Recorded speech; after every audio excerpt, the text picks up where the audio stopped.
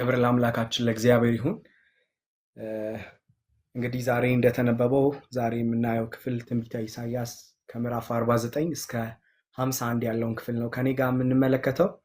የእግዚአብሔር አምላካችን ስም ይባረክ። ሊያስተምረን ሊመክረን የሚወድ እግዚአብሔር መንፈስ በመካከላችን አለ። እግዚአብሔር ያስተምረናል። ዛሬ ደግሞ ከኔ ጋር ነው ከትንቢተ ኢሳይያስ ምዕራፍ 49 እስከ 51 የምንመለከተው ማለት ነው። ክብር ለእግዚአብሔር ይሁን። እንግዲህ ኢሳይያስ መጽሐፍ ስንመለከት ከምዕራፍ 1 እስከ 39 ያለው ክፍል የፍርድና ማስጠንቀቂያ እንዲሁም ደግሞ ከ40 እስከ 66 ያለው ደግሞ የመጽናናትና የማዳን መጽሐፍ ተብሎ በሁለት እንደሚከፈል ከዚህ በፊት አይተናልና ዛሬ የምናማረው ከኔ ጋር ደግሞ የምናየው ክፍል የሚገኘው የመጽናናት መጽሐፍ ከሚባሉት ውስጥ መካከል እንደሆነ እንመለከታለን ማለት ነው። ይህ መጽናናት ይህ የመዳን ለተበታተኑት ለባቢሎን ላሉ በምርኮ ለሚገኙ እስራኤላውያን እንደሆነ እንመለከታለን። እንዲሁም ደግሞ ወደ ውስጥ ጠለቅ ብለን ገብተን ስንመለከተው ደግሞ ለእስራኤላውያን ብቻ ሳይሆን ለአሕዛብ ሁሉ ስለሚሆን መዳን የሚያወራ ክፍል እንደሆነ እናያለን። ክብር ለጌታ ይሁን። ስለዚህ ቀጥታ ጀምራለሁ ማለት ነው። ክብር ለእግዚአብሔር ይሁን። ምዕራፍ 49 ሲጀምር የእግዚአብሔር ባሪያ የሚል ርዕስ አለው። የእግዚአብሔር ባሪያ የሚል በትርጉሙ የምታነቡ ሰዎች ታገኙታላችሁ። እኔ ያጠናሁት በአዲሱ መደበኛ ትርጉም ስለሆነ እንደዛ በሚል ርዕስ ይጀምራል ማለት ነው። የእግዚአብሔር ባሪያ ይላል፣ ወይም ደግሞ የእግዚአብሔር አገልጋይ ስለሆነው ስለ የእግዚአብሔርን ፍቃድ ሊፈጽም ስለተመረጠው ስለዚህ አገልጋይ ነው የምንመለከተው ማለት ነው። በጣም የሚገርማችሁ ይህ ምዕራፍ ሙሉ በሙሉ ስለ ጌታችን ስለ ኢየሱስ ክርስቶስ ነው የሚያወራው። ክብር ለጌታ ለኢየሱስ ይሁን። እያንዳንዱ የተጠቀሱት ቃላት በሙሉ ፍጻሜያቸው ከአዳኛችን በቀር በሌላ በማንም ውስጥ ሊገኙ የሚችሉ አይደሉም። ስለ ጌታችን ስለ ኢየሱስ ክርስቶስ ከወንጌላት ብቻ ሳይሆን በብሉይ ኪዳንም ከምናገኘው ከኢሳይያስ መጽሐፍ ደግሞ እንማራለን ማለት ነው። ክብር ለጌታ ለኢየሱስ ይሁን። እዚህ ምዕራፍ ላይ እንግዲህ ስለ ኢየሱስ በሚገባ ግልጥ በሆነ መልኩ እንመለከታለን ማለት ነው።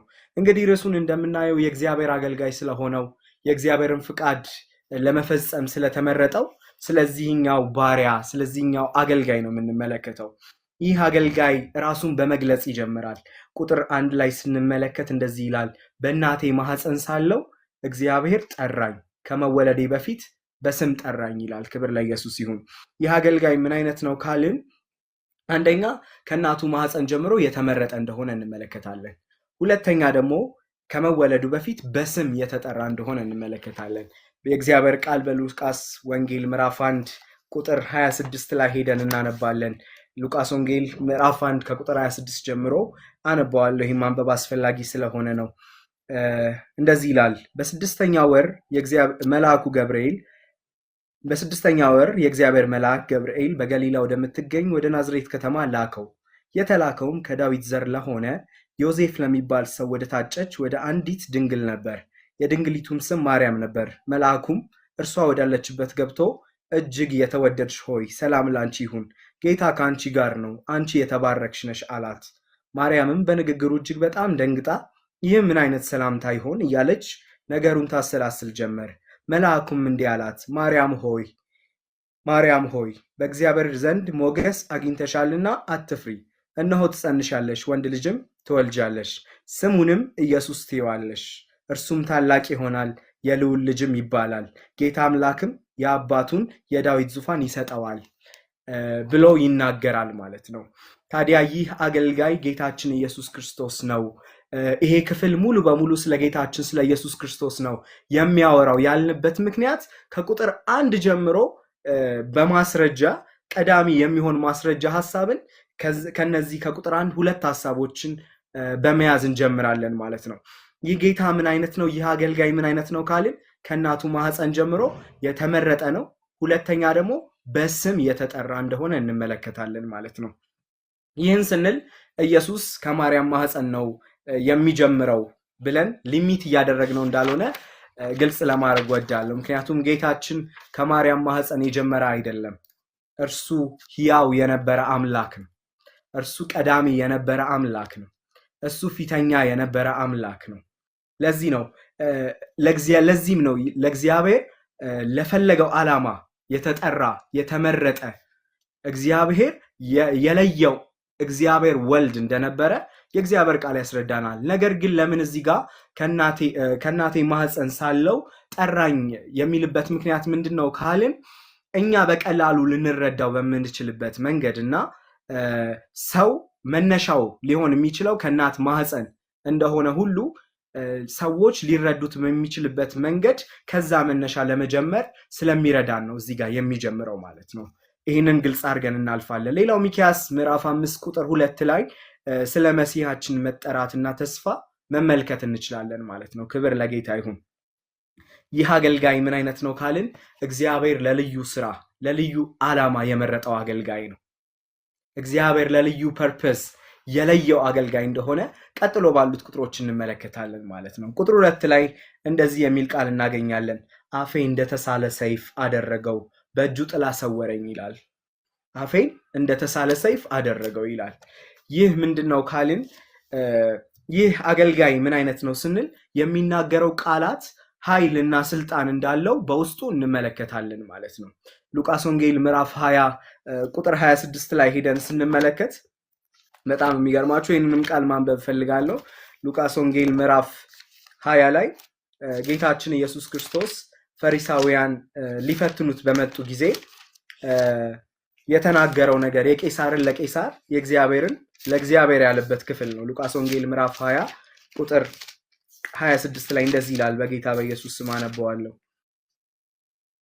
ቁጥር 26 እንደዚህ ይላል።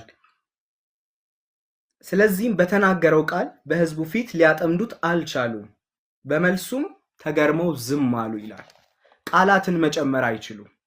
ይህም መሲህ ከተናገረ በኋላ መጨመር አይችሉም። ምክንያቱም እግዚአብሔር በቀደመው ኪዳን ላይ በትንቢት ያስቀመጠው ነገር አለ። ምንድነው? አፌን እንደተሳለ ሰይፍ አደረገው ይላል። ኃይልና ስልጣን በውስጡ አስቀምጧል። ቃላቶቹ የከበዱ ናቸው።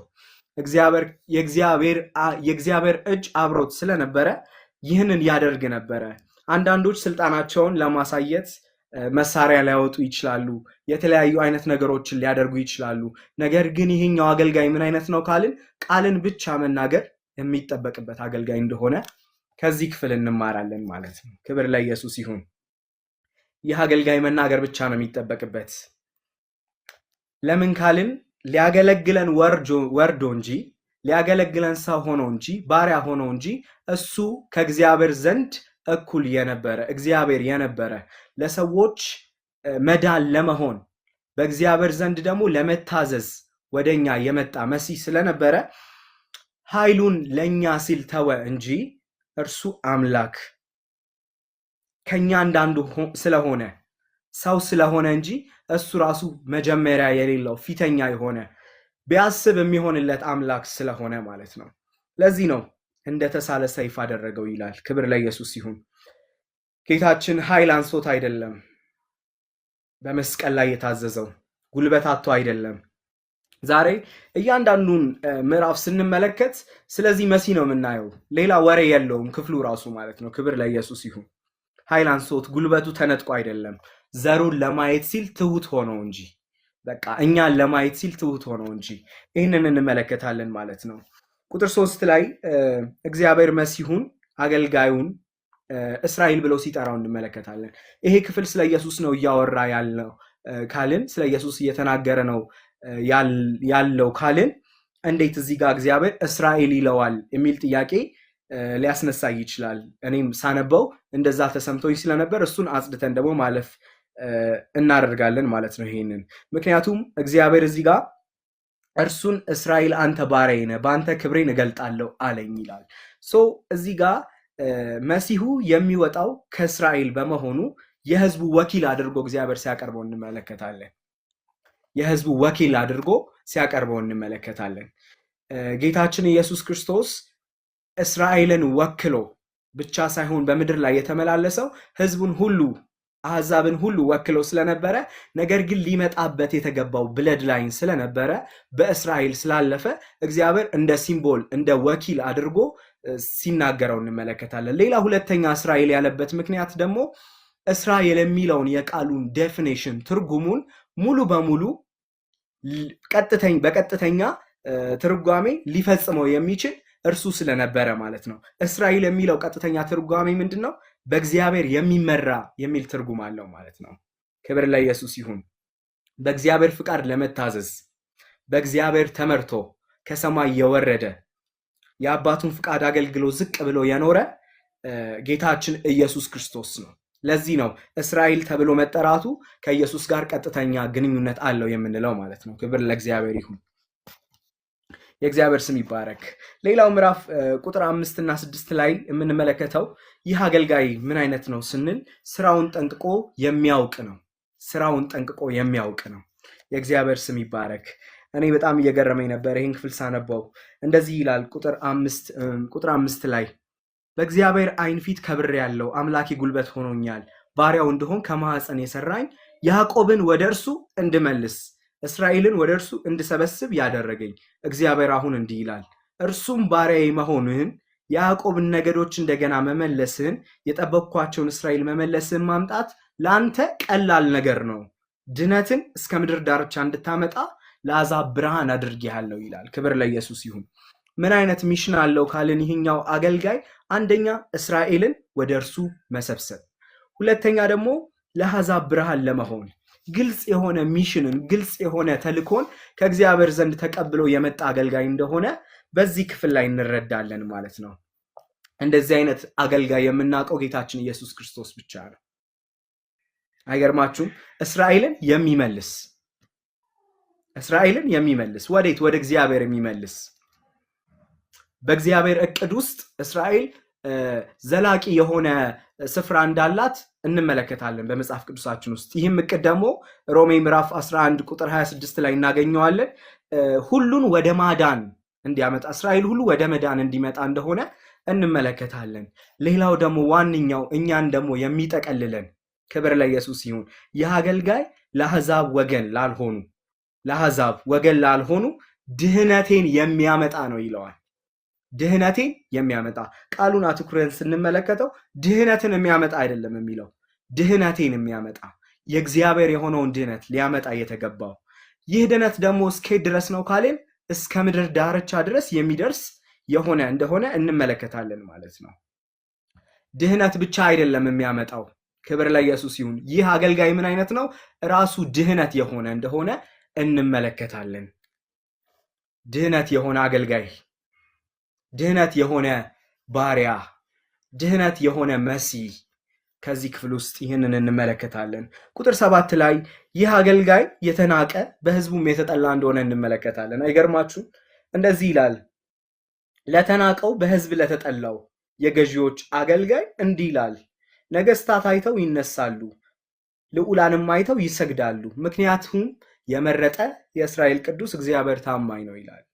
ይህ አገልጋይ ምን አይነት ነው ካልን የሚወደድ አይደለም። ቀጥሎ ነገ የምናየው ክፍል ውስጥ አለ። 5ኛው ወንጌል በመባል የሚታወቀው ኢሳይያስ ምዕራፍ 53 እዛ ላይ እንወደው ዘንድ ደንግባት የለውም ይላል። ስናየው ለመቀበል የሚሆን የውዴታ ፊት እንድንሰጠው የሚያደርገን አይነት አልነበረም። ተቀባይነት ያጣ የሆነ አገልጋይ እንደነበረ ከዚህ ክፍል እንመለከታለን ማለት ነው። ደግሞ የሚገርማችሁ በሁሉ ሰው ዘንድ የተጠላ ነው፣ በሁሉ ሰው ተቀባይነት የሌለው ነው። በጣም ደግሞ የሚገርማችሁ አብልጦ ደግሞ በወገኖቹ የተጠላ እንደነበረ ከዚህ ክፍል ላይ እንመለከታለን። ቀጥሎ ባለው ክፍል ላይ በደንብ ስለማወራበት ይህን አልፈዋለሁ። በወገኖቹ የተጠላ እንደነበረ ጌታችን በአዲስ ኪዳን ውስጥ በግልጽ መመልከት እንችላለን ማለት ነው። ክብር ለኢየሱስ ይሁን። በመጨረሻ ግን ይህ አገልጋይ የሚናቅ አይደለም፣ የሚጠላ አይደለም። እዛው ቁጥር ላይ እንደዚህ ይላል፣ ልዑላን አይተው ይሰግዳሉ፣ ነገስታት አይተው ይነሳሉ።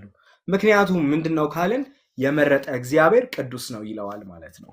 የተመረጠ እግዚአብሔር የመረጠው፣ ምክንያቱም ዘሩን ያያል ነው የሚለው የእግዚአብሔር ቃል ሲናገር። አትላስት እኛን ከሰበሰበ በኋላ እግዚአብሔር ወደ ቀደመው ክብሩ እንደመለሰው የእግዚአብሔር ቃል ይነግረናል።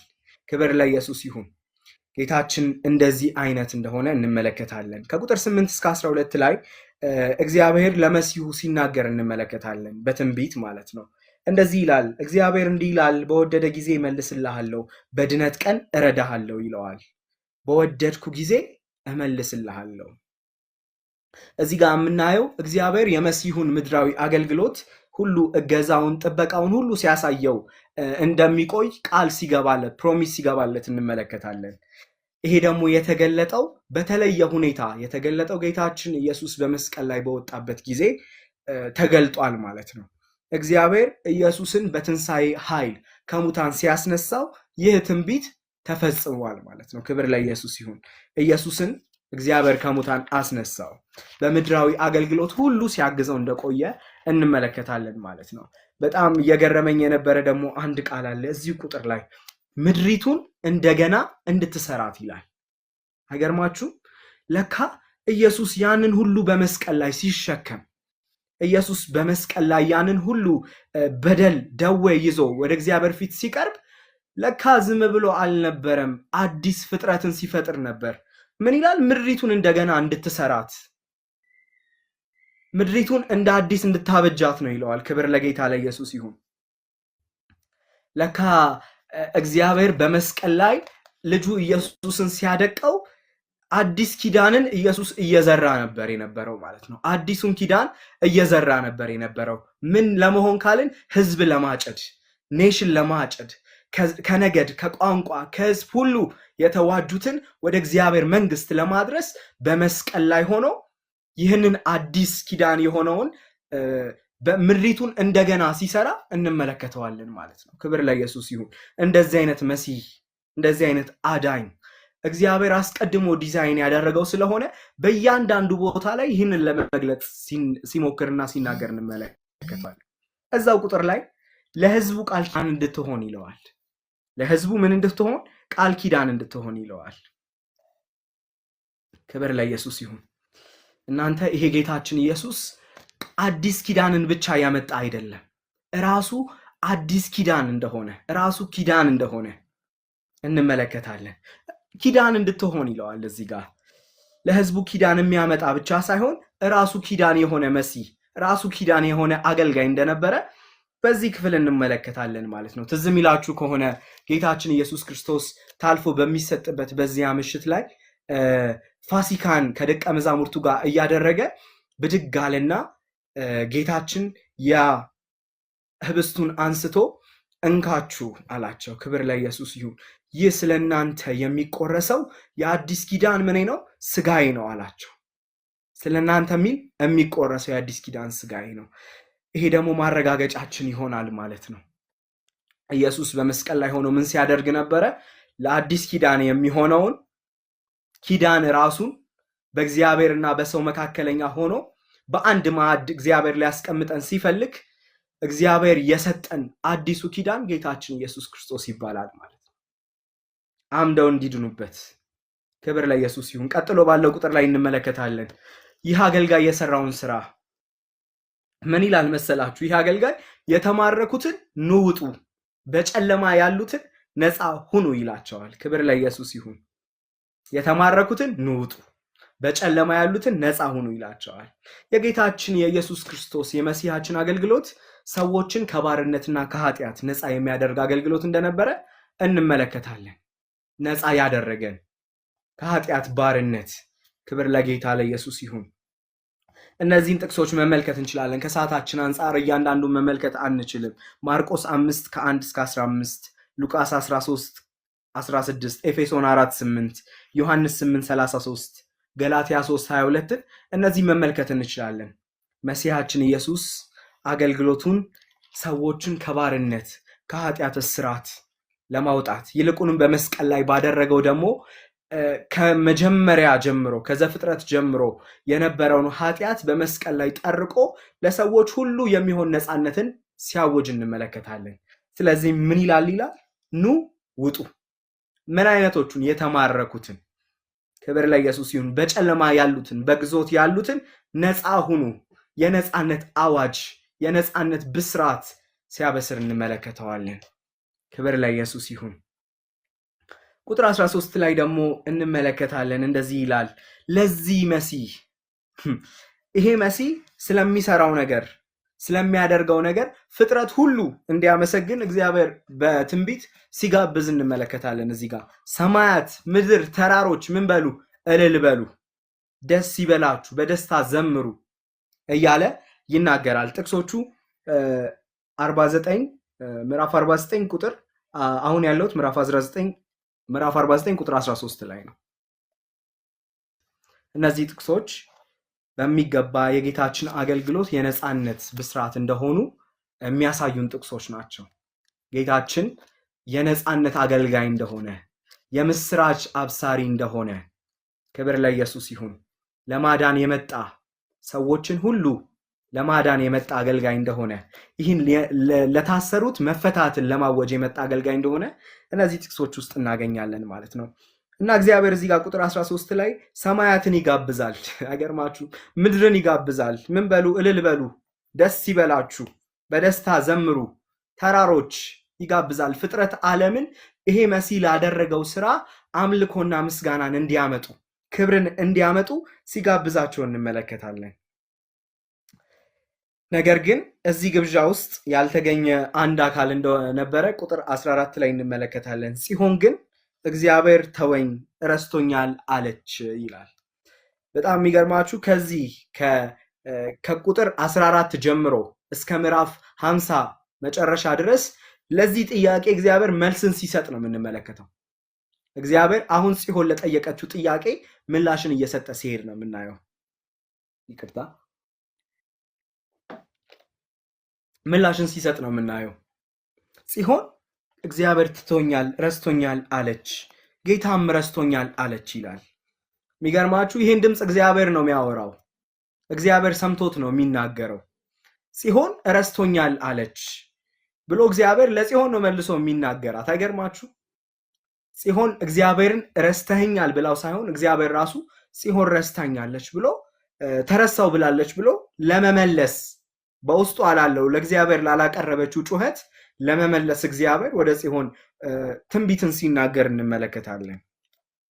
ይሄ በመሲሁ ላይ የሚነሳውን ምስጋና፣ በመሲሁ ላይ የሚነገረውን ይህን ታላቅ ምስጋና ጽዮን ስትፈለግ እዛ ውስጥ እግዚአብሔር ሲፈልጋት እንደሌለች እናያለን። እና እግዚአብሔር ለጽዮን ለመመለስ በጣም የሚገርማችሁ ይጀምራል ማለት ነው። በምን አይነት መንገድ እንደሚጀምር ታውቃላችሁ? በምድር ላይ አንደኛ ደረጃ ከሚባለው በእናትና በልጅ መካከል ባለ ፍቅር፣ በዛ ቦንዴጅ ምሳሌ አድርጎ ለጽዮን እንዳልረሳት እንዳልተዋት ምሳሌ ለማድረግ ሲናገራት እንመለከታለን። በእናትና በልጅ መካከል ያለ ፍቅር ምን አይነት እንደሆነ ሁላችሁም ታውቃላችሁ። እግዚአብሔር ይህንን ፍቅር በማንሳት ይጀምራል ማለት ነው። ለማብራራት ሲነሳ እግዚአብሔር ለታማበት ጉዳይ ምላሽ ለመስጠት ሲነሳ እንመለከታለን። እንደዚህ ይላታል፣ እናት እንኳን የምታጠባውን ልጇን ልትረሳ ትችላለችን? ለወለደችውስ ልጅ አትራራለትንምን? ይላታል። ማን ነው የሚላት? ይህም እግዚአብሔር ማለት ነው። በጣም የሚገርማችሁ እግዚአብሔር የሚያነሳው እዚህ ጋር የሚጠባ ልጅን ነው። የሚጠባ ልጅ ምን አይነት ፕሮቴክሽን ምን አይነት እንክብካቤ እንደሚገባው ሁላችሁም ታውቃላችሁ። ለሚጠባ ልጅ የሚሰጠውን አይነት ትኩረት እያነሳ እግዚአብሔር ምን ያህል ጥንቃቄ እንደሚደረግ እዛ ጋር ሁላችሁም ታውቃላችሁ። ላደገ ልጅ አይደለም፣ ትልቅ ልጅ ለሆነ አይደለም። ግን በጣም የሚገርማችሁ እግዚአብሔር ለእንደዛ አይነት ልጅ የሚሰጠውን ትኩረት አንስቶ ምናልባት እሱ ሊረሳ ይችል ይሆናል ይላታል፣ ሊተው የሚችል ይሆናል ይላታል። ነገር ግን እኔ አረሳሽም ይላታል። ክብር ለጌታ ለኢየሱስ ይሁን። ይሄኛው አይደለም አንደኛ ይላታል። አንደኛ የሆነው እኔ አንቺን የማስታውስበት፣ እኔ አንቺን ፕሮቴክት የማደርግበት፣ እኔ አንቺን ጋርድ የማደርግበት፣ እኔ አንቺን የምጠብቅበት ፍቅር ነው ብሎ ሲናገራት እንመለከታለን ማለት ነው። አይገርምም? እግዚአብሔር ለማስረዳት የሄደበት ርቀት ጽዮንን እንደተረሳው ነው እያሰብኩ ያለሁት ለምትል እግዚአብሔር ትቶኛል ለምትል ለዛች ኔሽን እግዚአብሔር እንደዚህ አይነት መልስ ይሰጣታል። እኔ ግን አልረሳውሽም። እናት እንኳን የምታጠባውን ልጇን ልትረሳ ትችል ይሆናል፣ እኔ ግን አልረሳሽም ይላታል። ክብር ለኢየሱስ ይሁን። በዛ አያበቃም። ቁጥር 16 ላይ ይሄዳል። እንደዚህ ይላታል፣ እነሆ በእጄ መዳፍ ላይ ቀርጬሻለሁ ይላታል። ክብር ለኢየሱስ ይሁን። በእጄ መዳፍ ላይ ቀርጬሻለሁ ይላታል። ኮመንተሪ ሳገላብጥ በጣም የሚገርሙ እዚህ ጥቅስ ላይ አንድ ነገር አገኘው። ቀጥታ እሱን ላንብብላችሁ። እንደዚህ ይላል፣ ኢየሱስ ከትንሣኤ በኋላ ለቶማስ እጆቼን ተመልከት ብሎ እንደነገረው እንዲሁ የኢየሱስ የተቀጠቀጡትን እጆቹን ስንመለከት እኛም በእጁ መዳፍ ላይ በፍቅር በደም እንደተጻፍን እናያለን ይላል። ክብር ለኢየሱስ ይሁን። በእጁ መዳፍ ቀርጬሻለሁ ሲላት ኢየሱስ በመስቀል ላይ የተቀጠቀጠው እጁ ያ እጁን ለቶማስ ያሳየውን እጁን የሚወክል አይነት እንደሆነ እዚህ ጋር ይናገራል ማለት ነው። እዚህ ውስጥ የመረሳት ስሜት የሚሰማን ካለን፣ እግዚአብሔር ትቶኛል የምንል ሰዎች ካለን፣ እግዚአብሔር አያየንም፣ እግዚአብሔር ትቶኛል፣ የኔን ጉዳይ ረስቶታል፣ በእግዚአብሔር እየታየው አይደለም የምንል ሰዎች ካለን ዛሬ መልእክት አለኝ። እግዚአብሔር በኢየሱስ ወዶን እንዴት ይረሳናል? እግዚአብሔር በኢየሱስ አቅርቦን እንዴት ይተወናል? እግዚአብሔር እኮ በኢየሱስ ነው የቀረበን። አይገርማችሁ? በደም በተፈረመ ሰነድ ነው የወደደን። ማረጋገጫችን የኢየሱስ ደም ነው። በእግዚአብሔር አቅርቦክ እንዴት ይተውሃል? በእግዚአብሔር አቅርቦሽ እንዴት ይተውሻል? በኢየሱስ ታርቆሽ እንዴት? በኢየሱስ አቅርቦሽ እንዴት? እግዚአብሔር ስለኛ ግድ የሚለው አምላክ ነው። ክብር ለኢየሱስ ይሁን። በፍጹም አይረሳን፣ በፍጹም አይተወንም፣ በፍጹም አይጥለንም። እንደዚህ አይነት ስሜት የሚሰማን ካለን ምናልባት በእግዚአብሔር እይታ ውስጥ እንደሆንን ፊል እያደረግን ያልሆንን ሰዎች ካለን እግዚአብሔር ስለኛ ግድ ይለዋል፣ ፕሮቴክት ያደርገናል። ምክንያቱስ የልጁ ደም ነው እኛ ጋር ያለው፣ በልጁ ደም ነው የቀረበን፣ በኢየሱስ ዋጋ ነው የታረቀን። ክብር ለኢየሱስ ይሁን። በኢየሱስ ደም ነው ያቀረበን። በዛ አያበቃም። ይቀጥልና እንደዚህ ይላታል፣ ቅጥሮችሽ ምንጊዜም በፊቴ ናቸው ይላታል። አይገርማችሁ? ቅጥር ፕሮቴክሽንን ነው የሚያሳየው፣ ጥበቃን ነው የሚያሳየው። ሲሆን አላወቅሽም እንጂ አልተረዳሽም እንጂ አልገባሽም እንጂ ቅጥሮችሽን እያየውልሽ ነው እኮ ደህና ይሆንሽው ይላታል። ቅጥሮችሽን ጋርድ እያደረግኩልሽ ነው እኮ ሰላም ይሆንሽው፣ ጤና ይሆንሽው፣ የተጠበቅሽው ይላታል። ክብር ለኢየሱስ ይሁን። ደህንነትሽ የተጠበቀው እኔ ጋርድ እያደረግኩት ቅጥሮችሽን በአይኔ እያየዋቸው ስለሆነ ነው ይላታል። አንቺ ያቆምሽው ቅጥር አይደለም፣ ያ ሲምቦል ነው፣ ምልክት ነው። አይኖቼ በአንቺ ዙሪያ ስላሉ ነው የተጠበቅሽው ይላታል። ክብር ለኢየሱስ ይሁን። እናንተ ለካ በእግዚአብሔር እይታ ውስጥ ስለሆንን፣ በእግዚአብሔር እይታ ውስጥ ስላለን ነው የተጠበቅ ነው። እግዚአብሔር እያየን ስለሆነ ነው፣ ጋርድ እያደረገልን ስለሆነ ነው። ዝም ብለን ወተን እየገባን ያለነው ልማድ ስለሆነ አይደለም። ለክርስቲያን ወጥቶ መግባት ልማድ ሳይሆን የቅጥራችን ኃይል ማሳያ ነው። ቅጥራችን ምን ያህል ብርቱ መሆኑን የምናሳይበት ነው። የቅጥራችን ኃያልነት ማሳያ ነው። ወተን የገባነው ዝም ብለን አይደለም። ቅጥራችን ኃያል መሆኑ፣ ቅጥራችን ብርቱ መሆኑ፣ ክብር ለኢየሱስ ይሁን። ሰላማችን የበዛው አቅም ያገኘ ነው ከዚህ የተነሳ እንደሆነ እንመለከታለን። እና ለጽዮን ያስታውሳታል፣ እኔ በእኔ እይታ ውስጥ ስላለ ነው ቅጥርሽ ጋርድ የተደረገው የተጠበቀው ይላታል ማለት ነው። ሃሌሉያ! እግዚአብሔር ቅጥራችን ነው። ክብር ለኢየሱስ ይሁን። ከዛ ቁጥር 17 ላይ የተበተኑት ልጆችሽ ይሰበሰባሉ ይላታል። በጣም የሚገርመው ሲሆን አንቺን ብቻ አይደለም ጋርድ እያደረግኩሽ ያለሁት ይላል። ገና ስለሚመጣው ትውልዷ እግዚአብሔር ይናገራታል። እንደዚህ ይላታል፣ የተበተኑትን ልጆችሽን እሰበስባለሁ ይላታል። ቁጥር 17 ላይ ሄደን እናነበዋለን። ወንዶች ልጆችሽ ፈጥነው ይመለሳሉ፣ ያፈራረሱሽ ከአንቺ ይሸሻሉ። ዓይንሽን ቀና አድርጊ፣ ዙሪያውንም ተመልከቺ፣ ወንዶች ልጆችሽ ሁሉ ተሰብስበው ወደ አንቺ ይመጣሉ ይላል። ክብር ለኢየሱስ ይሁን። ለጽዮን እግዚአብሔር የፍቅርና የታማኝነትን ተስፋ ሲሰጣት እናያለን፣ በትውልዷ መሃል ማለት ነው። እዚህ ጋር ሁለት ነገር ነው የምንመለከተው። አንደኛ ከባቢሎን ምርኮ እግዚአብሔር እንደሚታደጋቸው እንደሚያስመልጣቸው እንመለከታለን። ይህ ደግሞ የተፈጸመ ጥሪ እንደሆነ በእግዚአብሔር ቃል ላይ እናያለን። ሁለተኛ ደግሞ በመጨረሻ ዘመን እስራኤል መሰብሰብ ሲሆን የሚፈጸም ትንቢት እንደሆነ፣ ፍጻሜውን የሚያገኝ ትንቢት እንደሆነ እናያለን ማለት ነው። ከዛ ይህ ተስፋ ሲፈጸም ምን እንደምትሆን ይነግራታል። አይገርማችሁም? ቅድም ሀዩ እያነበበችው ራሱ በጣም እየተገረምኩ ነበር። ቁጥር 21 ላይ እንደዚህ ይላታል፣ በልብሽ እንዲት ያለሽ እነዚህን የወለደልኝ ማን ነው? እኔ ሐዘንተኛና መካን የተሰደድኩ የተጠላሁ ነበርኩ። እነዚህን ማን አሳደጋቸው? ብቻዬን ቀርቼ ነበረ። ታዲያ እነዚህ ከየት መጡ? ይላል። ክብር ለኢየሱስ ይሁን። እግዚአብሔር የጽዮን ልጆችን መመለሳቸውን በሁሉም ዘንድ የሚያመጣው ታላቅ በረከት እንዳለ፣ ይህ በረከት ደግሞ እጅግ የሚያስደንቅ እንደሆነ ይናገራታል ማለት ነው። እግዚአብሔር ያላሰበችውን ያልጠበቀችውን ትውልድ ያላየችውን ትውልድ ሁሉ እንደሚያመጣ የምትገረምበት አይነት ከእግዚአብሔር ዘንድ የሆነ በረከት እንደሚያገኛት ይነግራታል ማለት ነው። ይህን ተስፋ ደግሞ ሲሰጣት እንመለከታለን። ቁጥር 23ም እንደዚህ ይላል። ቁጥር 23ን ሄደን እናንብበው። ነገስታት አሳዳጊዎች፣ አባቶችሽ እቴጌዎች፣ ሞግዚቶች ይሆናሉ። በግንባራቸው ተደፍተው ይሰግዱልሻል፣ የእግርሽን ትቢያ ይልሳሉ ይላል። እዚህ ጋር የምንመለከተው የግጥም ምሳሌ ነው። በትንቢት መጽሐፍ ብዙ ጊዜ ይሄ በተደጋጋሚ እናገኘዋለን ማለት ነው። የእግርሽን ትቢያ ይልሳል የሚለው የሚያመለክተን ቃል በቃል ይሄ ዴፋይን የሚደረግ ሳይሆን በምሳሌ የቀረበ ስለሆነ እግዚአብሔር ክብሯን እንደሚመልስላት፣ ነገስታት እንደሚያከብሯት፣ ታላላቅ ነገስታት ለእስራኤል የሚሰጡትን ክብር እንደሚያድስ እግዚአብሔር ሲናገራትና ሲያሳያት እንመለከታለን ማለት ነው። ክብር ለኢየሱስ ይሁን።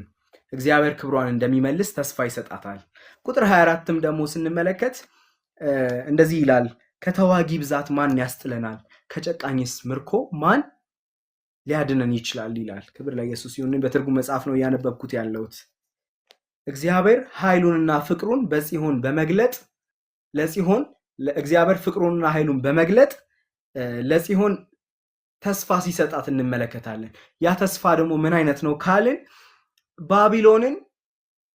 ከባቢሎን እጅ በማስጣል ባቢሎን ደግሞ ለእስራኤል ያደረገችባትን ነገሮች በሙሉ መልሶ በባቢሎን ላይ በመመለስ እግዚአብሔር ተስፋውን ሲያጠና ከነዚህ ከጨካኞች እጅ ማን ያወጣኛል? ማን ያስጥለኛል ስትል እግዚአብሔር ያንን አደርገዋለሁ፣ ይሄ ጭቆና ደግሞ በእነሱ ላይ ተመልሶ ይሆናል እያለ ተስፋዋን ሲያጸናላት እንመለከታለን ማለት ነው። ቁጥር 26 ምዕራፉ ሲጠናቀቅ እግዚአብሔር እንደዚህ በማለት ይጨርሳል።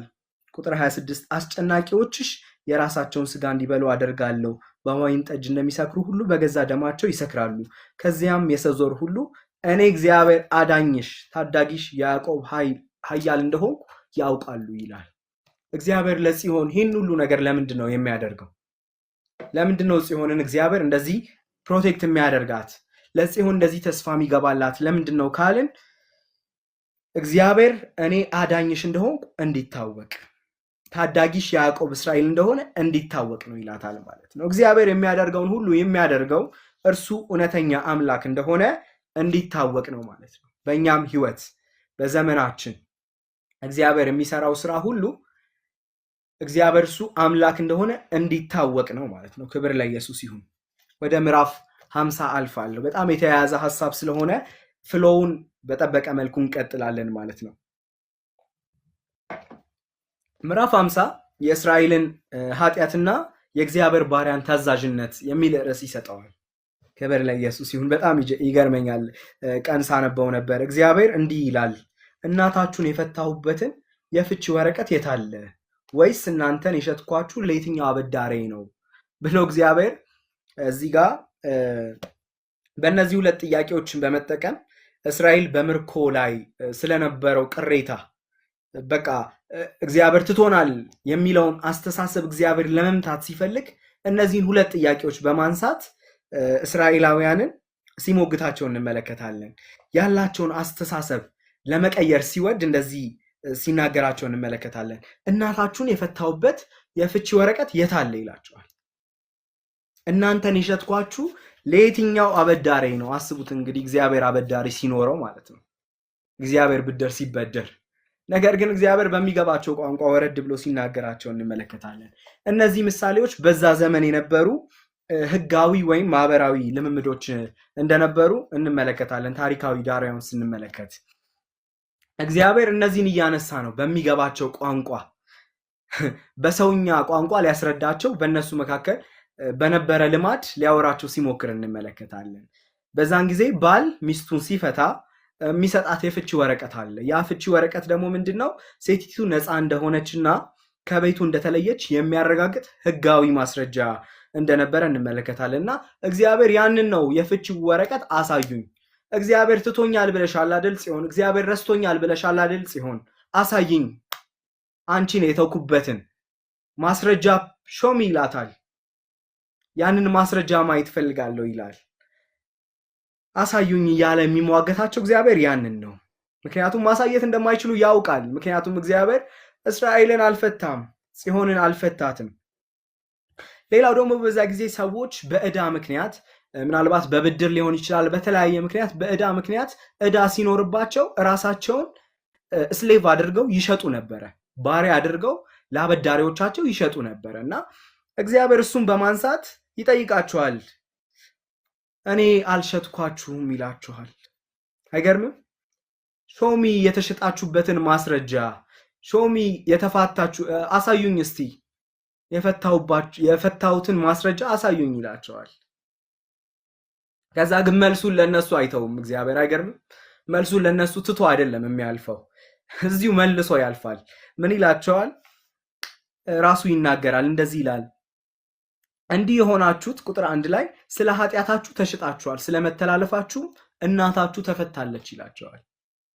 በራሳችሁ መንገድና ውሳኔ በሄዳችሁበት በኃጢአት መንገድ በዛ ባገኛችሁት በመከራ ውጤት ነው እንጂ እኔ ሽጫችሁ አይደለም፣ እኔ ትቻችሁ አይደለም ይላቸዋል። በሁለት ነገሮች እግዚአብሔር ራሱን እዚህ ጋር ግልጽ አድርጎ ሲያቀርብ እንመለከታለን። ጽዮን እኮ ትታዋለች፣ ጽዮን እኮ ረስታዋለች። እንደዛ አይነት ፊሊንግ በውስጧ ነው ያለው። እግዚአብሔር ትቶኛል፣ እግዚአብሔር ረስቶኛል ነው እያለች ያለችው። እግዚአብሔር እንደተዋት እግዚአብሔር እንደረሳት ነው የምትናገረው። ነገር ግን ይኸው ተረስተሃል የተባለው እግዚአብሔር በራሷ ቋንቋ ይመጣና በራሷ ንግግር ይመጣና ሊያስረዳት ይሞክራል። አልረሳውሽም ይላታል። ሁለት ነገሮችን ነው የምንመለከተው። እግዚአብሔር አልተውኩሽም፣ ኪዳኔን አላቋረጥኩም። ይህንን ለማለት ነው እግዚአብሔር ያንን ሁሉ ምሳሌ ተጠቅሞ ሲናገራት የተመለከተው። እግዚአብሔር በአንቺ ላይ ያለኝን ሐሳብ አልቀየርኩም ይላታል። ኪዳኔን አልተውኩም ይላታል። ሁለተኛ ደግሞ አሁን የሆነብሽ ነገሮች ሁሉ የሆኑት በኃጢአትሽ ያመጣሻቸው እንደሆኑ የኃጢአትሽ ውጤቶች እንደሆኑ ይነግራታል ማለት ነው። የኃጢአቷ ውጤቶች እንደሆኑ ይነግራቸዋል። እግዚአብሔር ደግሞ በዚህ አያበቃም። ቁጥር 2 ላይ ቀጥሎ እንደዚህ ይላታል፣ ወደ እናንተ በመጣው ጊዜ አልተቀበላችሁኝም፣ ስጠራ የሚመልስልኝ የለም ይላል። ወደ እናንተ በመጣው ጊዜ አልተቀበላችሁኝም፣ ስጠራ ደግሞ የሚመልስልኝ የለም ይላል። እግዚአብሔር እዚህ ጋር ፈላጊ ሆኖ ሲቀርብ እናየዋለን። አልተገኙለትም፣ ፈላጊ ሆኖ ሲቀርብ እንመለከታለን። የእግዚአብሔር መገኘት ማስተናገድ የሚችል አንድም በዛ ቦታ እንዳልተገኘ እንመለከታለን። እግዚአብሔር ራሱን እዚህ ጋር እንደ አንድ የቤተሰብ አባል፣ እንደ አባት፣ እንደ የቤቱ ጌታ አድርጎ ይመስልና የሚገባውን ክብር ግን ከቤቱ ሰዎች እንዳላገኘ እንደዛ አድርጎ ሲያስረዳት እንመለከታለን። ከዛ ይህንንም ጥያቄ እግዚአብሔር ራሱን ይመልሳል። እንደዚህ ይላታል፣ እናንተን ለማዳን ኃይል አነሰኝን ይላል። ክብር ለኢየሱስ ይሁን። ቁጥር 2 ላይ ስለ እናንተ ዋጆ ለመክፈል ክንዴ አጥራ ነበርን? ዋጆ ማለት ሪዲም ማድረግ ወይም ደግሞ መዋጀት የሚለውን ቃል መልሶ የተወሰደን ነገር መልሶ ወደ ራስ የመመለስ ሂደት ነው። እናንተን ሪዲም ማድረግ አቅቶኛልን ብሎ ይጠይቃታል። እግዚአብሔር ለራሱ ጥያቄ እየጠየቀ ለሕዝቡ እየጠየቀ መልሱን ግን ራሱ ሲሰጥ ነው እዚህ ጋር የምንመለከተው። እንደዚህ ይላታል፣ ጽዮን እግዚአብሔርን ለማዳን የሚሆን ኃይል አንሶት እግዚአብሔር ጽዮንን ለማዳን የሚሆን ኃይል አንሶት ሳይሆን ጽዮን በመዳን መንገድ ላይ አላይን አድርጋ ስላልተገኘችለት በዛ ፓዝ ላይ ስላልነበረች ነው እግዚአብሔር ጽዮንን ሊያገኛት ያልቻለው፣ በፈለጋት ቦታ ስላልተገኘችለት ነው ማለት ነው። እግዚአብሔር ለማዳን የሚሆን ኃይል አለው። እግዚአብሔር ለማዳን የሚሆን ኃይሉን ገልጧል።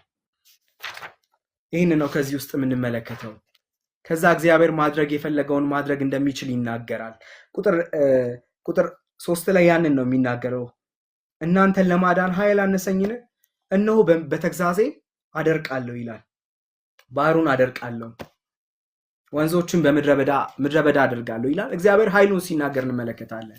ቁጥር 4 ላይ መሲሁ በትንቢት ሲናገር እናገኘዋለን። ስለ መሲሁ በትንቢት ሲናገር እንመለከተዋለን። እንደዚህ ይላል ቁጥር 4 ልዑል እግዚአብሔር የተባ አንደበትን ሰጥቶኛል፣ ስለዚህ ደካሞች ብርቱ ለማድረግ ምን ማለት እንዳለብኝ አውቃለሁ ይላል። ክብር ለኢየሱስ ይሁን። እዚህ ጋር መሲሁ ምን ይናገራል ካልን ወደ ቀድሙ መተናል። እግዚአብሔር ጥበብን ለመናገር ችሎታ እንደሰጠው እዚህ ጋር ይገልጻል። እግዚአብሔር ጥበብን ለመናገር ለምንድን ነው የሰጠው? የደከሙትን በቃል ለመደገፍ። ክብር ለኢየሱስ ይሁን። የተሰጣበት ዓላማ አለው። ለደከሙት በወቅቱ የሚሆን ቃል እንድናገር ሰጥቶኛል፣ ጥበብን ሰጥቶኛል ይላል ማለት ነው። ቁጥር 4 ላይ እዛው ቃል ላይ በየማለዳው ያነቃኛል ይላል። ይህም ደግሞ መሲሁ በትንቢት ከአባቱ ጋር ያለውን ዕለታዊ ጥልቅ ህብረትን ሲገልጽ እንመለከታለን ማለት ነው። ቁጥር 5 ልዑል እግዚአብሔር ጆሮዎቼን ከፍቶታል፣ እኔም አመፀኛ አይደለሁም፣ ወደኋላም አላፈገፈኩም ይላል። ይህ ቃል በጣም እየገረመኝ ነበር ሳነበው። እዚህ ጋር መሲሁ በትንቢት ሲናገር በዘጸአት መጽሐፍ ምዕራፍ 21 ላይ ከዚህ በፊት ትዝ የሚላችሁ ከሆነ ያ ባሪያ ያ አገልጋይ በፍቅር ወዶ ጌታውን ወዶ ህይወቱን በሙሉ ለመገዛት ጆሮን የሚበሳው ባሪያ ትዝ የሚላችሁ ከሆነ የዘጸአት መጽሐፍ ስናጠና ህይወቱን በሙሉ ለጌታው ለማስገዛት ራሱን የሚሰጠው ያ ባሪያ ጆሮን የሚበሳው ያ ባሪያ የዛን አይነት መገዛትና መታዘዝ እዚህ ክፍል ውስጥ እንመለከታለን ማለት ነው። ክብር ለኢየሱስ ይሁን። ይህ መሲህ ምን አይነት ነው? ታዘዝ፣ የእግዚአብሔርን የአባቱን ፍቃድ ለመፈጸም ወደኋላ አላፈገፈኩም ሲል እንመለከተዋለን። ፊልጵስዩስ ምዕራፍ 2 ቁጥር 7 ላይ ያለውን ቃል አነበዋለሁ። እንደዚህ ይላል፣ ነገር ግን የባሪያን መልክ ይዞ በሰው አምሳል ተገኝቶ ራሱን ባዶ አደረገ፣ ሰውም ሆኖ ተገልጧል፣ ራሱን ዝቅ አደረገ እስከ ሞት፣ ያውም በመስቀል ላይ እስከ መሞት ድረስ ታዛዥ ሆነ። ስለዚህ እግዚአብሔር እጅግ ከፍ ከፍ አደረገው፣ ከስም ሁሉ በላይ ሆነውን ስምን ሰጠው፣ ይኸውም በሰማይና ምድር ከምድር በታች ጉልበት ሁሉ ለኢየሱስ ስም ይንበረከክ ዘንድ ነው ይላል። ክብር ለጌታ ይሁን። አይገርማችሁ? ፍጹም መታዘዝ የታዘዘው እስከምን ድረስ ነው ካልን እዚህ ጋር አላፈገፍግም ይላል። አላፈገፍግም፣ ወደኋላ አላፈገፈኩም ይላል። ፍጹም የሆነ መታዘዝ እስከ መስቀል ድረስ፣ ፍጹም የሆነ መታዘዝ እስከ ሞት ድረስ እግዚአብሔር የሰጠው። ከዛ ቁጥር 6 ላይ እንደዚህ የሚል ቃል እናገኛለን። ለሚገፉኝ ጀርባዬን፣ ጢሜን ለሚነጩ ጉንጬን ሰጠው፣ ፊቴን ከውርደት ጥፋትንም አልሰወርኩም ይላል። አይገርማችሁም? ይህ ትንቢት ስለ መሲሁ መከራ በግልጽና በዝርዝር ሲናገር እናገኘዋለን። በግልጽ ስለ መሲሁ በዝርዝር ሲናገር እናያለን። የጌታን ጀርባ መገረፍ በማርቆስ ወንጌል ምዕራፍ 15 ቁጥር 5 ላይ እናገኛለን። ፊቱ መመታቱን ደግሞ ሉቃስ 22 ከቁጥር 63 ጀምሮ እስከ 65 እናገኘዋለን። መሰቃየቱን መሳቂያና የሚተፋበት እንደነበረ ደግሞ ማርቆስ ወንጌል ምዕራፍ 15 ላይ እናገኘዋለን ማለት ነው። ክብር ለኢየሱስ ይሁን። እንደዚህ አይነት መሲህ በአዲስ ኪዳን ብቻ ሳይሆን በብሉይ ኪዳን እግዚአብሔር ዲዛይን ሲያደርግ የቆየው እንደነበረ እንመለከታለን ማለት ነው። በምስራቅ ባህል እነዚህን ነገሮች እነዚህ እጅግ ከፍተኛ የሀፍረትና የመከራ መገለጫዎች ናቸው። እነዚህን ማለፍ ማለት በጣም የተዋረደ መሆን ማለት ነው። በአይሁዳውያን በምስራቃውያን ስርዓት ማለት ነው። በጣም የሚገርማችሁ በጥንቃቄ ልናየው የሚገባው እዚህ ጋር ጀርባዬን ሰጠው ነው የሚለው፣ ጉንጬን ሰጠው ነው የሚለው። ወዶና ፈቅዶ እንዳደረገ መመልከት እንችላለን ማለት ነው። ከዚህ ክፍል ውስጥ ወዶ የታዘዘ ፈቅዶ የታዘዘ እንደሆነ እንመለከታለን። ቁጥር 7 ላይ መሲሁ ሊገጥመው ያለውን ስቃይ ቢያውቅም ለጌታው ለእግዚአብሔር መታዘዝና መንገዱን መከተል ላይ ጽኑ ውሳኔ እንዳለው እንመለከታለን። አይገርማችሁም? እንደዚህ ይላል ቁጥር 7 ላይ ስለዚህ ፊቴን እንደ ባልጩት ድንጋይ አድርጌያለሁ ይላል። ይህ ደግሞ በጌታችን በመሲሐችን በክርስቶስ ኢየሱስ ሕይወት በትክክል የተፈጸመ እንደሆነ እንመለከታለን። ትዝ የሚላችሁ ከሆነ ወደ ኢየሩሳሌም በሚሄዱበት ጊዜ ጌታችን ኢየሱስ ክርስቶስ ታልፎ የሚሰጥበት ጊዜ እንደደረሰ ሲያውቅ ደቀ መዛሙርቱን ኑ ወደ ኢየሩሳሌም እንውጣ ብሎ እንደነገራቸውና እንዳዘዛቸው ወደ ኢየሩሳሌም እንደወጡ እንመለከታለን። በጣም የሚገርማችሁ ኢየሱስ ከፊት ለፊቱ መስቀል እንዳለ ያውቃል፣ ሞት እንዳለ ያውቃል። ነገር ግን ለመታዘዝ የፈቀደ ስለሆነ ፊቱን እንደምን አድርጓል? እንደ ባልጩት ድንጋይ አድርጎ፣ ክብር ለኢየሱስ ይሁን፣ ለመታዘዝ ሰሚት ለመሆን በእግዚአብሔር ፊት የቀረበ መስዋዕት ሆኖልናል ጌታችን ኢየሱስ ክርስቶስ። ክብር ለኢየሱስ ይሁን። ይህንን መሲህ እንመለከታለን በኢሳይያስ ምዕራፍ 50 ውስጥ ማለት ነው። ይዞ ወጣ፣ መስቀል ከፊቱ እንዳለ እያወቀ ወዶ ወደዛ ተጓዘልን ጌታችን። ክብር ለሱ ይሁን። ቁጥር 10 ላይ አሁን መሲሁ ወደ ህዝቡ ደግሞ ሲናገር እንመለከታለን። ወደ ህዝቡ ጥሪ ሲያቀርብ እንመለከታለን። ምን ይላቸዋል? እግዚአብሔርን መፍራትና ባሪያውን መሲሁን እንዲታዘዙ ይጠራቸዋል። ቁጥር 10ን ሄደን እናንብበው። እንደዚህ ይላል፣ ከእናንተ እግዚአብሔርን የሚፈራ የባሪያውን ቃል የሚሰማ ማን ነው? ያ ሰው በጨለማ የሚሄድ ከሆነና ያ ሰው ብርሃን ከሌለው በእግዚአብሔር ስም ይታመን ይላል። መሲሁ ምንድነው? ወደዚህ ብርሃን ወደዚህ መንገድ የሚመራ እንደሆነ ከዚህ ቁጥር እንመለከታለን። ይመራቸዋል፣ ይጠራቸዋል፣ ኑ ብሎ ይጠራቸዋል እዚህ ምዕራፍ ላይ ማለት ነው። ህዝቡን ወደ ብርሃን መንገድ ሲመራቸው እንመለከታለን።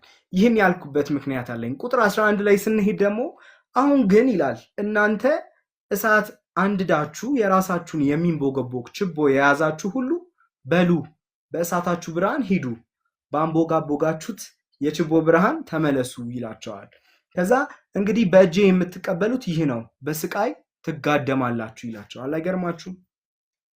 እዚህ ጋር ቁጥር 10 ላይ መሲሁ ህዝቡን ወደ ብርሃን ይመራቸዋል ይላል። ቁጥር 11 ላይ ደግሞ ሌላ ብርሃን የያዙ ሰዎች፣ በራሳቸው ብርሃን ያዘጋጁ ሰዎች እግዚአብሔር ሲያናግራቸው እንመለከታለን። እነዛን ሰዎች ምን ይላቸዋል? ፍጻሜያችሁ ሐዘን ነው የሚሆነው ይላቸዋል። ይሄ ቃል ቀጥታ ከምን ጋር ይገናኛል ካላችሁ በዘሌዋውያን ምዕራፍ 10 ቁጥር 1 ላይ ትዝም ይላችሁ ከሆነ የአሮን ልጆች ሌላ እሳት አምጥተው እግዚአብሔርን እንዳስቆጡት ሌላ የሆነ እሳት የእግዚአብሔር ያልሆነ እሳት ጨምረው እግዚአብሔርን እንዳስቆጡት ልክ እንደዛው እዚህ ጋር የምናየው እሳት ይሄ አላይን ያላደረገውን ትክክል ያልሆነውን ጥሩ ያልሆነውን እሳት ይወክልልናል። እዚህ ጋር እሳት ስንል ብዙ ጊዜ በቀደመው ዘመን አሁን አብዛኞቻችን እሳትን የምንጠቀመው ምግብን ለማብሰል ነው። ነገር ግን በቀደመው ጊዜ ምግብን ለማብሰል ብቻ ሳይሆን ለብርሃንም እንደሚጠቀሙት ለመብራትም እንደሚጠቀሙት ታሪኮችም የእግዚአብሔርም ቃል ይናገራል። እና እዚህ ጋር የሚጠቅስልን ይሄ ለማብራት የሚሆነውን ብርሃን ነው፣ ለብርሃን የሚሆነውን ብርሃን ነው። እና እነዚህ ሰዎች ምንድነው ያደረጉት? የራሳቸውን የሆነ ችቦ ይዘዋል። ነገር ግን እግዚአብሔር ያዘጋጀው ብርሃን ደግሞ እዛ ጋር አለ። እና እግዚአብሔር ለዚህ ምላሹ ምንድነው ካልን መጨረሻችሁ ምን ይሆናል? ጥፋት ይሆናል፣ ሐዘን ይሆናል ሲላቸው እንመለከታለን። ወገኖቼ እግዚአብሔር ያዘጋጀው ብርሃን አለ። ሰው ሁሉ አይቶ ወደ ህይወት የሚደርስበት፣ ሰው ሁሉ ቀምሶት በልቶት ለህይወት የሚሆን እግዚአብሔር ያዘጋጀው ብርሃን አለ። ይህም ጌታችን ኢየሱስ ክርስቶስ ይባላል። ሌላ ብርሃን በመያዝ ሌላ ብርሃን በመፈለግ ወደዛ መድረስ አንችልም። እግዚአብሔር ያዘጋጀው ብርሃን ኢየሱስ ይባላል። እዚህ ጋር ጥፋት ነው መጨረሻው ይላቸዋል። እግዚአብሔር ያዘጋጀው ብርሃን አለ፣ በሱ ታመኑ ይላቸዋል። ነገር ግን አልታመንም ብለው በራሳቸው ሌላ ብርሃን በራሳቸው ሌላ መብራት አዘጋጅተው ሲሄዱ ያ ጥፋት እንደሆነ ይነግራቸዋል። አንድ ስፍራ ኢየሱስ በአንድ ቦታ ቆመና እንደዚህ አለ፣ እኔ መንገድም እውነትም ህይወትም ነኝ፣ በእኔ በቀር ወደ አብ የሚደርስ የለም ይላል። ክብር ለኢየሱስ ይሁን። እግዚአብሔር ያዘጋጀውን መንገድ እንከተል። ሌላው ውሸት ነው። እግዚአብሔር ያዘጋጀው መንገድ አለ። እግዚአብሔር ያዘጋጀው ብርሃን አለ። ለሰዎች መዳን የሚሆን ብርሃን አለ። እሱም ኢየሱስ ይባላል። ሌላ በመፈለግ ጊዜያችንን አናባክን። ሌሎች ነገሮችን በማሯሯጥ ሌላ ነገር በመፈለግ እድሜያችንን አንጨርስ። እግዚአብሔር ያዘጋጀው ብርሃን አለ። እሱም ጌታችን ኢየሱስ ይባላል። ወደዚህ ብርሃን እንድትመጡ እጋብዛችኋለሁ። ምናልባት እዚህ ውስጥ ያልመጣችሁ ካላችሁ እግዚአብሔር ያዘጋጀውን መንገድ እንከተል። ሌላው መጨረሻው ጥፋት ነው። ከዚህ ምዕራፍ ይህንን እንማራለን። ክብር ለኢየሱስ ይሁን። ወደ ምዕራፍ 51 አልፋለሁ። ምዕራፍ 51 የዘላለም ድነት ለጽዮን የሚል ርዕስ ይሰጠዋል። ሲጀምር በጣም ይሄ ክፍል እኔ በጣም የነካኝ ከዛሬ ጥናት ውስጥ በጣም በቃ ልቤ ላይ የተቀመጠው ክፍል ይሄ ነው። በጣም ይገርማችኋል። ሲጀምር ስሙኝ ብሎ ይጀምራል። ስሙኝ፣ ጆሮ ፈልጎ ነው የሚጀምረው ክፍሉ ራሱ። እንደዛ ነው የሚለው። እናንተ ጽድቅን የምትፈልጉ እግዚአብሔርን የምትፈልጉ ስሙኝ ብሎ ጆሮን ኮሌክት እያደረገ የሚሰሙትን እየጠራ ይጀምራል ማለት ነው። በዚህ ምዕራፍ በጣም ከ3 ጊዜ በላይ ስሙኝ ስሙኝ ስሙኝ፣ ምናልባት 5 ይሆናል፣ ቅድም በትክክል አልቆጠርኩት ይሆናል። 5 ጊዜ ስሙኝ የሚል ጥሪ ሲያደርግ እንመለከታለን። ምክንያቱም እዚህ ጋር ህዝቡ በባርነት በባቢሎን ባርነት ጆሮ፣ ልቡ፣ ሁሉ ነገሩ ስለዛለ መስማት የሚችልበት አቋም ላይ ስላልነበረ ጆሮ ሁሉ እንዲሰጠው ሲጠይቅ እንመለከታለን። ለዛ ነው ስሙኝ የሚል ጥሪ የሚደጋግመው ማለት ነው። ከዛ እግዚአብሔር እንደዚህ ይላቸዋል፣ ተቆርጣችሁ የወጣችሁበት አለት፣ ተቆፍራችሁም የወጣችሁበት ጉድጓድን ተመልከቱ። ወደ አባቶቻችሁ ወደ አብርሃም ወደ ወለደቻችሁ ወደ ሳራ ተመልከቱ። በጠራሁት ጊዜ አንድ ራሱ ብቻ ነበር፣ ባረኩት፣ አበዛሁት ይላል። ክብር ለኢየሱስ ይሁን። እነዚህ በስደት ውስጥ ያሉ እነዚህ ከቤታቸው ከቀያቸው ውጪ የሆኑትን ሰዎች በባርነት በግዞት ውስጥ ያሉትን ሰዎች እግዚአብሔር ምን ይላቸዋል? ስሙኝ ይልና የቀደመውን ዘመን አስቡ፣ የአባቶቻችሁን ዘመን አስቡ። ወደ አብርሃም ይመልሳቸዋል፣ ወደ ሳራ ይመልሳቸዋል። ያንን እንዲያስቡ ሲያደርጋቸው እንመለከታለን። ምክንያቱም ህዝቡ ያለው በምን ውስጥ ነው? በተስፋ መቁረጥ ውስጥ ነው ያለው። ራሱ የተሸነፈ እንደሆነ የሚሰማው አይነት በሽንፈት ስሜት ውስጥ የሚገኝ አይነት እንደሆነ እንመለከታለን። ክብር ለኢየሱስ ይሁን። እነዚህ የተሸነፉ ሰዎች ምንድነው መፍትሄያቸው? ምንድነው የሚያስፈልጋቸው ካልን የቀደመውን ነገር እንዲያስቡ፣ የእግዚአብሔርን ታላቅነት እንዲያስቡ፣ ስራውን እንዲመለከቱ ነብዩ ሲነግራቸው እንመለከታለን።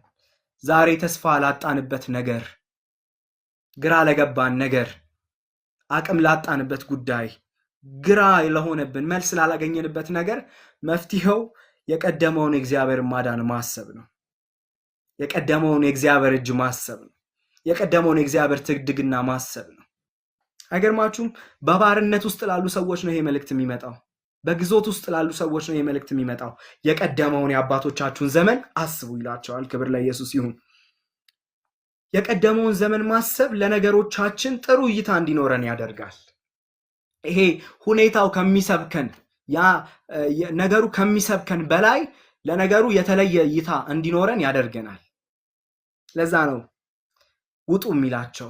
ከዛ ሐሳብ ሊያወጣቸው ሲፈልግ ወደ ቀደመው ይመልሳቸዋል። ክብር ለኢየሱስ ይሁን።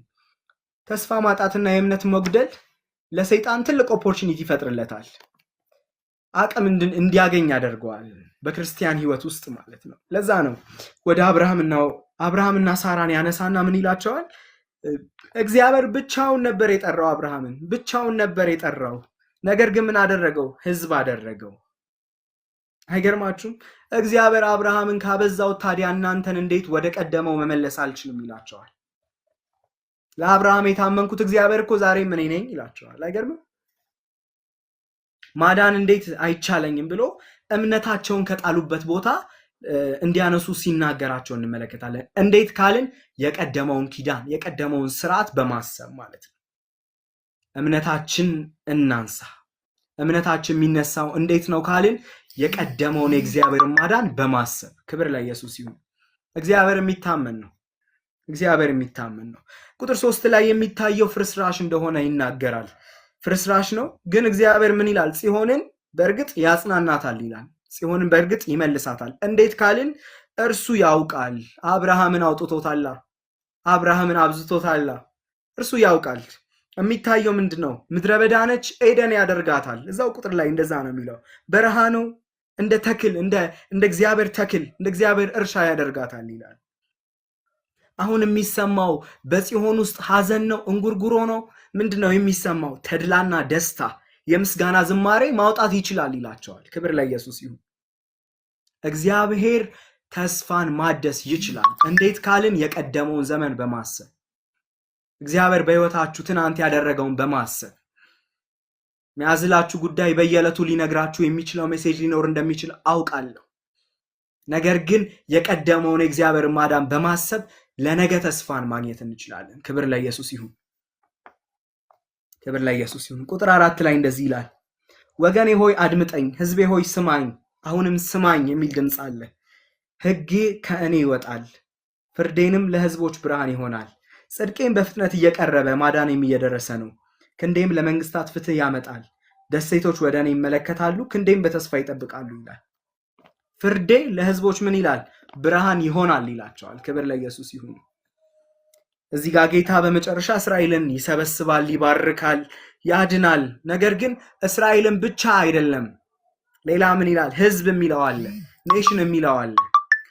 ለሕዝብ ሁሉ ብርሃን አደርጋለሁ ብሎ እዚህ ጋር እኛንም ሲጠቀልለን እንመለከታለን ማለት ነው። በጣም የሚገርማችሁ እኔ ከምዕራፍ 49 ጀምሮ ስንመለከት እንዲሁም ከዘፍጥረት ጀምሮ በነበረን ጥናት ስንመለከት እግዚአብሔር በክርስቶስ ዓለምን የመጠቅለል እቅዱ ከጥንት የነበረ ስለነበረ ባገኘው አጋጣሚ ሁሉ ባገኘው ቀዳዳ ሁሉ ስለ ኢየሱስ ክርስቶስ ሲናገርና ባገኘው አጋጣሚ ሁሉ ተስፋ እየሰጠ እያጸና ሲሄድ ነው የምንመለከተው። እግዚአብሔር አንድ ርዕስ ነው ያለው፣ እሱም ኢየሱስ ነው። ክብር ለኢየሱስ ይሁን። አንድ ርዕስ ነው፣ የሚቀይረው ርዕስ የለውም። እግዚአብሔር በልጁ ዓለምን መጠቅለል ነው የሚወደው። ለዛ ነው አሕዛብ አሕዛብ አሕዛብ ይላል። እስራኤል እኮ አይገባትም፣ በዛ ታይም ሊመለከታት የሚችል ጉዳይ አልነበረም፣ አይመለከታትም። እንደውም ሊጨብጧቸው ሁላ አይፈልጉም። ግን እግዚአብሔር አሕዛብን እጠራለሁ ይላል በፍጥረት በየስፍራው ስለ አሕዛብ እግዚአብሔር ሲናገር እንመለከታለን። ክብር ለጌታችን ለኢየሱስ ይሁን። ተስፋን ሲሰጥ እናየዋለን። ከዛ ቁጥር 6 ላይ ሰማያት እንደ ጢስ በነው ይጠፋሉ፣ ምድርን እንደ ልብስ ታረጃለች ይላል። እዚህ ጋር የምናየው የጌታችን ኢየሱስ ክርስቶስ ዳግም በሚመጣበት ጊዜ ከሚከሰቱት ነገሮች መካከል አንዱን ጠቅሶ እዚህ ጋር ሲናገር እናያለን። ማቴዎስ ወንጌል ምዕራፍ 24 ቁጥር 35፣ ሁለተኛ ጴጥሮስ ምዕራፍ 3 ቁጥር 7፣ ራእይ 6 12 ላይ እነዚህ ቃሎች በተደጋጋሚ እናገኛቸዋለን። ስለ ጌታችን ምጽአት አካባቢ የሚከሰቱት መሆናቸው እዚህ ጋር ደግሞ በኢሳይያስ መጽሐፍ ሲጠቅስ እንመለከታለን ማለት ነው። ከዛ እግዚአብሔር ቁጥር 6 ላይ ማዳኔ ለዘላለም ይኖራል፣ ጽድቄም መጨረሻ የለውም ይላል። ክብር ለኢየሱስ ይሁን። የእግዚአብሔር ማዳንና ጽድቅ ከሰማይና ከምድር የበለጡና ዘላለማዊ የሆኑ መሆናቸውን እግዚአብሔር በዚህ ክፍል ያስተምረናል። እግዚአብሔር ባህሪውን፣ ጽድቁን፣ ስለኛ ያለውን ውሳኔ፣ ማዳኑን አይለውጥም። እግዚአብሔር የማይቀይረው ነገር ቢኖር ማዳኑን አይለውጥም፣ ጽድቁን አይለውጥም። ክብር ለኢየሱስ ይሁን። ስሙኝ የሚለው ጩኸት እዚህ ጋር ይደገማል ማለት ነው። ይህንንም ያካትታል። ክብር ለኢየሱስ ይሁን። ከዛ ቁጥር 7 ላይ ይህን ጽድቅ የምታውቁ የምታምኑ ይላቸዋል። በልባችሁ ያኖራችሁ ሰዎች ድጋሚ ምን በሉኝ ይላቸዋል? ስሙኝ ይላቸዋል። ስሙኝ ይላቸዋል። የእግዚአብሔር ጽድቅ ዘላለማዊ መሆኑ የክፎችን ጊዜያዊነት ሲያጋልጥ ደግሞ እንመለከታለን። ስሙኝ ብሎ ምን ይላቸዋል መሰላችሁ? ሰዎች ሲዘባበትባችሁ አትፍሩ፣ ሲሰድቧችሁ አትደንግጡ። ብል እንደ ልብስ ይበላቸዋል፣ ትልም እንደ በግ ጠጉር ያወጣቸዋል። ጽድቄ ግን ዘላለም፣ ማዳኔም ከትውልድ እስከ ትውልድ ጸንታ ትኖራለች ይላቸዋል። የእግዚአብሔር ጽድቅ ዘላለማዊ መሆኑ የክፎች ጊዜያዊነትን ያጋልጣል ማለት ነው። ክብር ለኢየሱስ ይሁን። ስለዚህ አትታለሉ፣ ጊዜያዊ በሆኑ ሰዎች በእነርሱ አትሸበሩ ይላቸዋል። ጽድቄና ማዳኔን አምናችሁ ይዛችኋል አይደል? ይህንን አውቃችኋል አይደል? ተቀብላችኋል አይደል? ያንን ይዛችሁ ጽኑ ይላቸዋል። ክብር ለኢየሱስ ይሁን። ታዲያ ምን እንማርካለን? የእግዚአብሔርን ጽድቅና ድነት ዘላለማዊ መሆኑን፣ የክፎችን ተቃውሞና ስድብ ግን ጊዜያዊ መሆኑን በማወቅ በእምነት ጽኑ መሆን ይገባናል ማለት ነው። ክብር ለእግዚአብሔር ይሁን። በእምነታችን ጸንተን እንቁም። ከዛ ቁጥር 9 ላይ ነብዩ ንግግሩን ከሰዎቹ ላይ ወደ እግዚአብሔር መለስ ሲያደርግና ወደ እግዚአብሔር ሲጮህ እንመለከታለን። ድነትን ከእርሱ እንደሚፈልግ ሰው በእግዚአብሔር ፊት ሲማጸን እንመለከታለን። አብዛኞቻችን ይህን ጥቅስ ብዙ ጊዜ ለጸሎት ተጠቅመነዋል። የእግዚአብሔር ክንድ ሆይ ተነስ፣ ሃሌሉያ፣ የእግዚአብሔር ክንድ ሆይ ተነስ ሲል እንመለከታለን። ተነስ ተነስ፣ ኃይልን ልበስ፣ እንዳለፉት ዘመናት በጥንት ትውልዶች እንደሆነው ተነስ ብሎ ጥሪ ሲያቀርብ እንመለከታለን። ወደ እግዚአብሔር ሲጮህ እንመለከታለን። የእግዚአብሔር ክንድ ሆይ ተነስ እንዴት ሲል እንዳለፉት ዘመናት፣ እንደቀደሙት ዘመናት በጥንት እንደሆነው ተነስ ሲል እንመለከታለን። እግዚአብሔር ተኝቶ ነው እንዴ? እግዚአብሔር እንደዛ አይነት ሐሳብ በውስጡ ተፈጥሮበት ይሆን እንዴ ብዬ ሳስብ ነበር። አይደለም። መዝሙረ ዳዊት ምዕራፍ 121 ላይ እስራኤልን የሚጠብቅ አይተኛም አያንቀላፋም የሚል ቃል እንዳለ እናውቃለን። ነገር ግን እዚህ ጋር የሚጮህ ጩኸት ምን አይነት ነው ካልን በእኛ ዘመን ስትንቀሳቀስ እኒህ በእኔ ዘመን ስትሰራ ልህ የሚል ጩኸት በእግዚአብሔር ፊት ሲያቀርብ እንመለከታለን። የእግዚአብሔር ክንድ ሆይ ተነስ ይለዋል። እግዚአብሔር የሰራቸውን ስራዎች ይተርካል። ቁጥር 10 ላይ አይገርማችሁም? እንደዚህ ይላል፣ ረዓብን የቆራረጥክ ታላቁን ዘንዶ የወጋ አንተ አይደለህምን? የዳኑት እንዲሻገሩ ባህሩን የታላቁን ጥልቅ ውሆች ያደረክ አንተ አይደለህምን? እያለ እግዚአብሔርን ሲሞግት እንመለከታለን። ሰው ምን ይሁን በእኔ ዘመንም ስራ በእኔ ትውልድም አድርገው እያለ ጩኸቱን ያቀርባል። ይህ ጸሎት እግዚአብሔርን ከተኛበት የሚቀሰቅስ አይደለም፣ የሚጸልየውን የሚቀሰቅስ ጸሎት ነው። አይገርማችሁ? የሚጸልየውን ሰው የሚቀሰቅስ ጸሎት ነው። እንዴት ነው ካልን እግዚአብሔር ይሰራ ዘንድ እግዚአብሔር ያደርግ ዘንድ በቀደመው ዘመን እግዚአብሔር ያደረገውን በእምነት እየጠራ ዛሬም ልትሰራ ትችላለህ፣ ዛሬም ልታደርግ ትችላለህ፣ ዛሬም በእኔ ዘመን ልትንቀሳቀስ ትችላለህ በማለት በእግዚአብሔር ፊት ሲጮህ እምነቱን እያደሰ ነው፣ እምነቱን እያነቃቃ ነው። እናንተ እምነት የሚነቃቀው የእግዚአብሔርን ስራ በማሰብ ውስጥ ነው።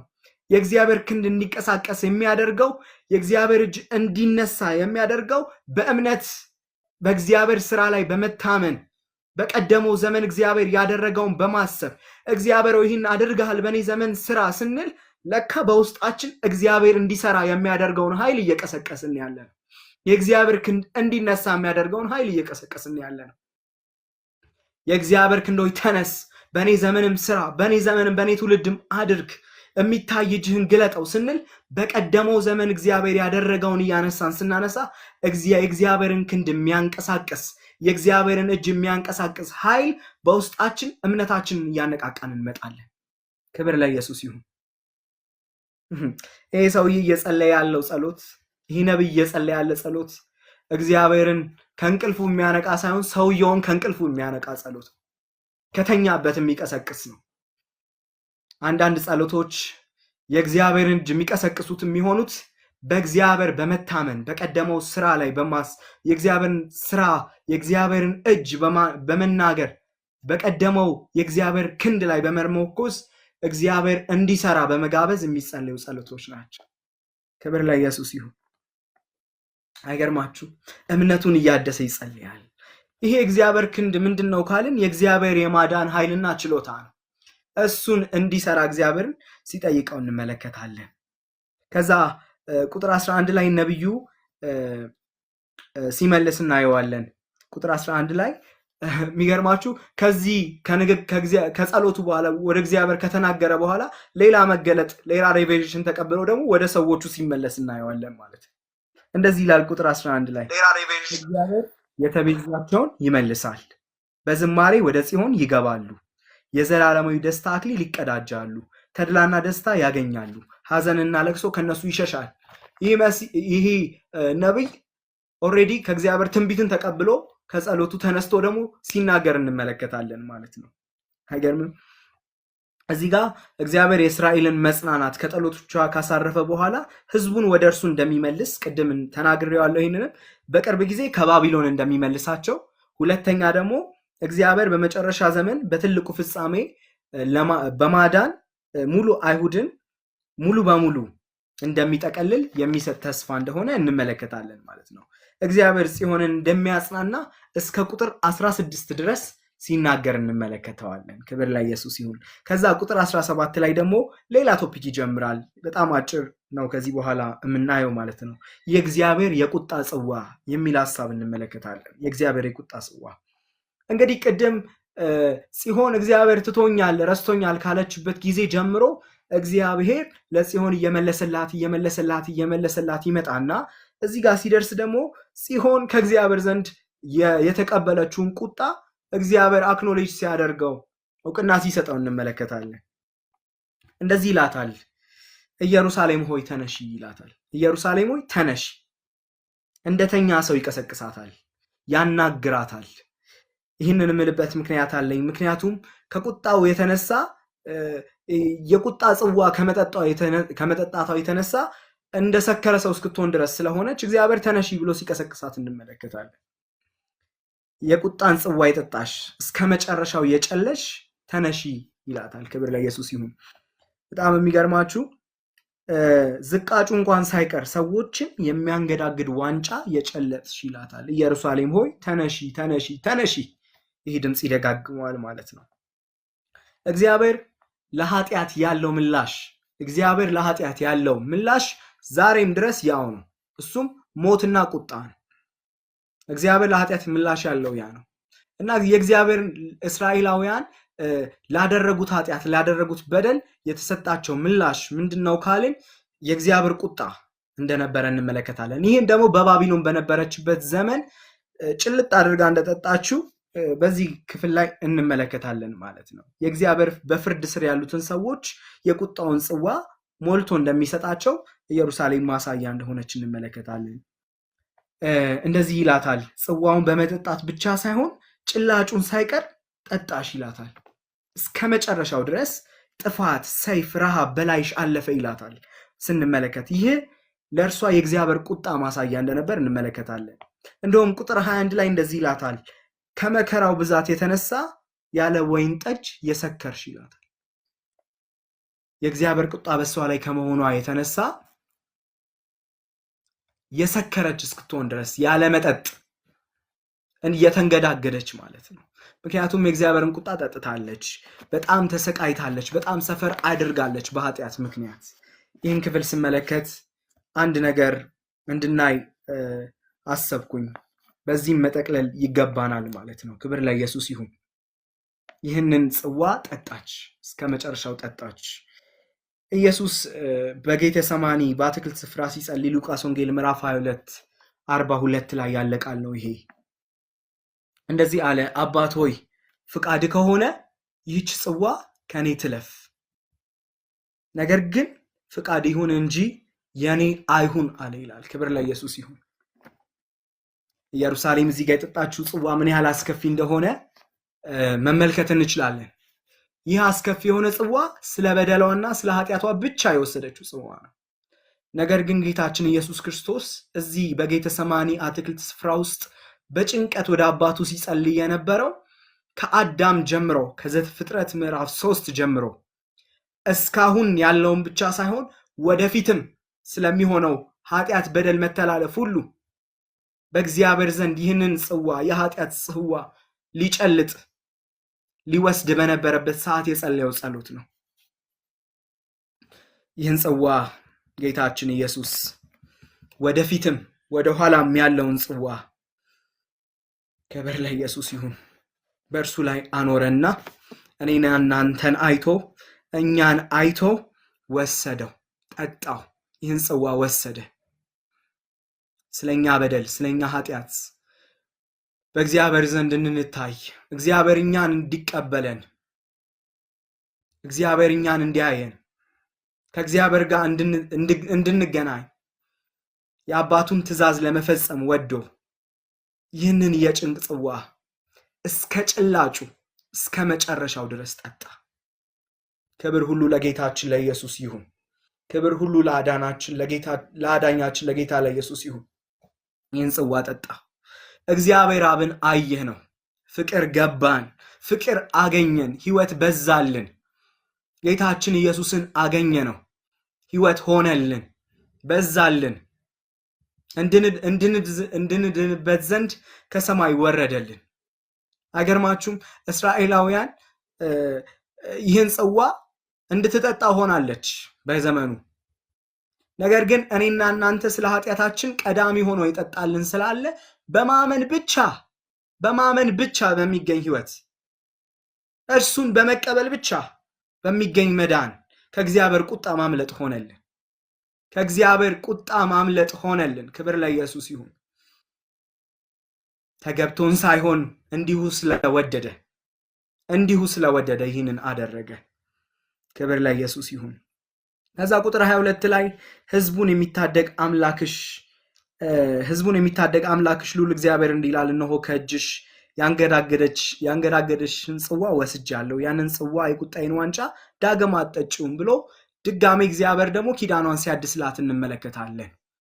ምክንያቱም የሚጠጣ ድጋሜ ይህን ጽዋ የሚጠጣ እሷ የጠጣችው በጣም ትንሽ ነው ባይዘዌ። ጌታችን ኢየሱስ ግን በመስቀል ላይ ስለ እኔና ስለ እናንተ ኃጢአት ስለ እያንዳንዳችን በደል እግዚአብሔር አባት ፊቱን እስኪያዞርበት ድረስ ጭልጥ አድርጎ ጠጣ። ጽዋችንን ወሰደልን። ክብር ለጌታ ለኢየሱስ ይሁን። ይህን ጌታ እንወደዋለን። ስርዓታችን እናደርገዋለን። ክብር ለኢየሱስ ይሁን።